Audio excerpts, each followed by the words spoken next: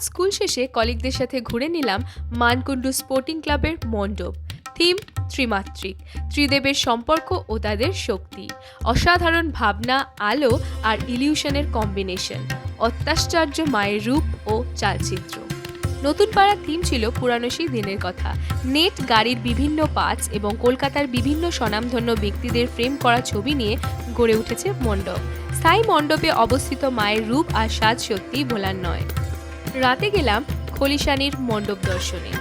বেত দিয়ে বানানো বিভিন্ন মডেল ও কারুকার্য আর তার ভিতরের লাইটিং দু চোখ আর মন করে দেয় শান্ত। আর এত সুবিশাল আর মোহময়ী মায়ের প্রতিমা দাঁড়িয়ে থেকে খালি দেখে যেতেই ইচ্ছে করে।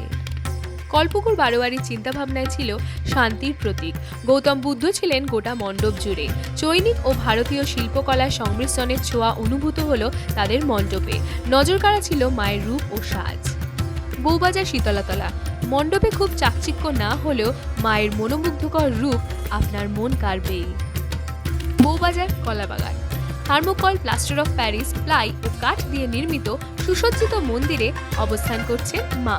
তার সাথে অতুলনীয় মায়ের মুখশ্রী ও সাজসজ্জা। আপনারা আমার সন্ধানী সন্ন্যতির পেজ ও ইউটিউব চ্যানেল দেখতে থাকুন আরও ভালো ভালো সব ব্লগের জন্য। বাগবাজার চৌমাথার ভাবনা ছিল রাস্তা জুড়ে সার্ফি, এলইডি লাইট আর মিউজিকের তালে তৈরি ডিজে ফ্লোর। বয়স্কদের জন্য বেশি ভিড়ে অসুবিধা হলেও কম বয়সীদের জন্য তা ছিল আকর্ষণীয়। আজকের শেষ গন্তব্য বড়বাজার বারোয়ারি। রাস্তার উপরেই নির্মিত জগদ্ধাত্রী মণ্ডপ।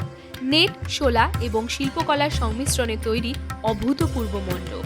সাথে মায়ের অপূর্ব সাবেকি ধাঁচের মুখশ্রী ও অপরূপ মায়ের চালচিত্র।